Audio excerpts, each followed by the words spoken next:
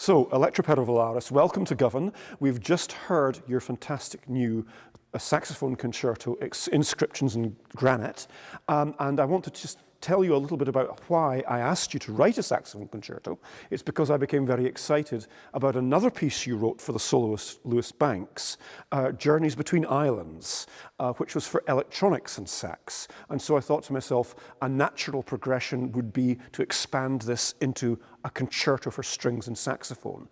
And obviously, you're going to talk a little bit about why Granite and also islands. So these two pieces are in some way connected. But do you want to tell me a little bit about what your initial impetus, inspiration was when I talked to you about the possibility of this piece? Absolutely. So I think the opportunity to compose for Lewis again was so exciting, because with that piece, A Journey Between Islands, we've been able to work together to create this piece for soprano sax and electronics, which reflected on the two islands in my heritage. So the Isle of Arran here in Scotland, and the island of Chios in the North Aegean in Greece. And so when you approached me for this new concerto commission, I thought I'd like to develop that premise more and focus it on Arran, on an island that's so close to where we are here in Govan, but feels like a million miles away in many ways. And I think that's what makes Arran such a magical island for so many people here in Glasgow. The piece itself reflects on the granite mountains on Arran, and the way that when we think of granite, we think of this really strong substance, like this really kind of impermeable rock.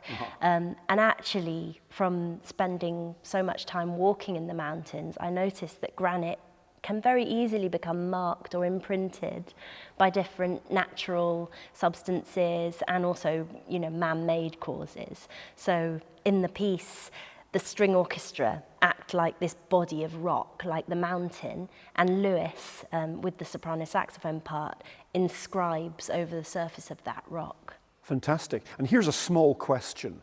The change in terms of how granite is shaped over time, and then this is a 12-minute-ish concerto for strings and saxophone. How did you tackle the concept of time in this piece? Yeah, that's a really interesting question, because in a lot of my music, I write about kind of these ancient rock formations on Arran, which go back, millennia, and I'm tackling that sort of time frame in sometimes a 5-minute piece, in this case, a 12-minute piece. Yeah. But I think that's one of the magical things that music affords us. It's this kind of ability to suspend time and to experience time in a different way. So in a 5-minute piece, we can experience like millions of years through the instrumental sound, through the way that we work with the different instruments, with the musical material.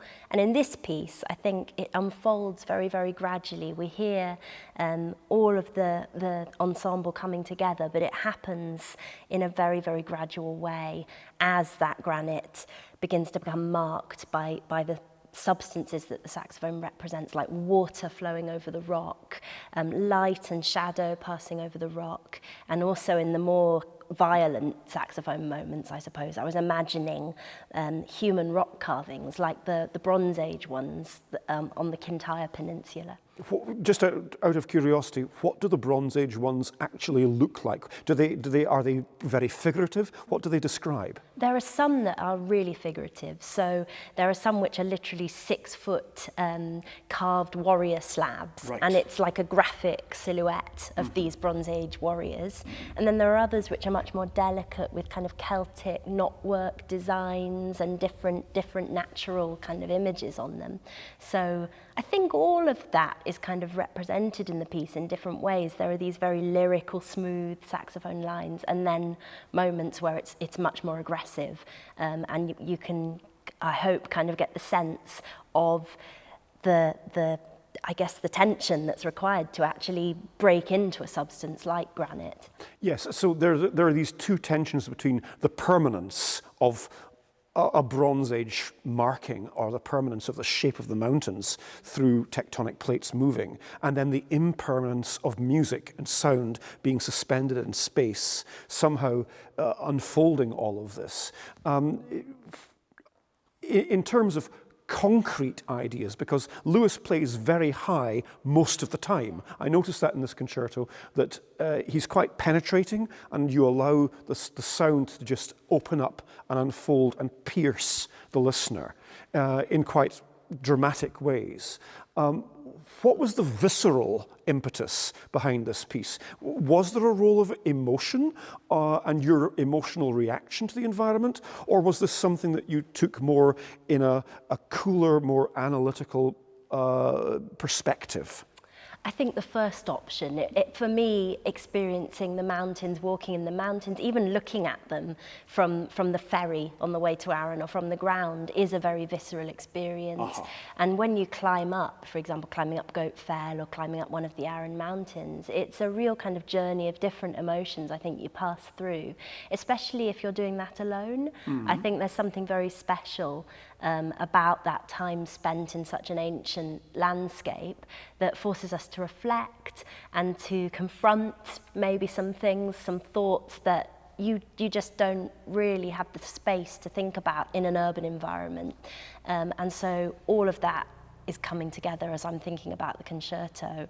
And I'm definitely thinking not only about those changes in the rocks and the natural forces and the elemental forces, but also kind of emotional forces. That's cool. That the walker or the person looking at the landscape might be going through. Fantastic. Okay.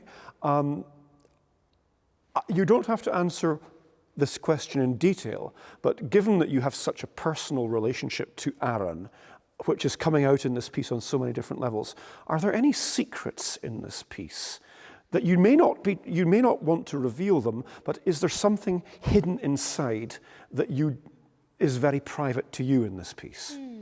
That's a really interesting question. I think there is one moment, I think we were referring to it as kind of the Cayley section, where all of the stringed instruments layer under Lewis, and it's very rhythmic and much faster paced than other parts of the piece. And that actually came from a bit of a different stimulus. It was still linked to rock, still linked to Arran, still linked to natural elements, but there are actually these hidden waterfalls on the coastline just underneath my family's house. Wow. And they're hidden away, they're in caves, but they have such a power. And when I was writing those sections, I was imagining the sound that you hear as you near that waterfall, but also the spray and this kind of real sense of all of these different senses coming together. Wow. Electra Perivolaris, thank you very, very much. Thank you.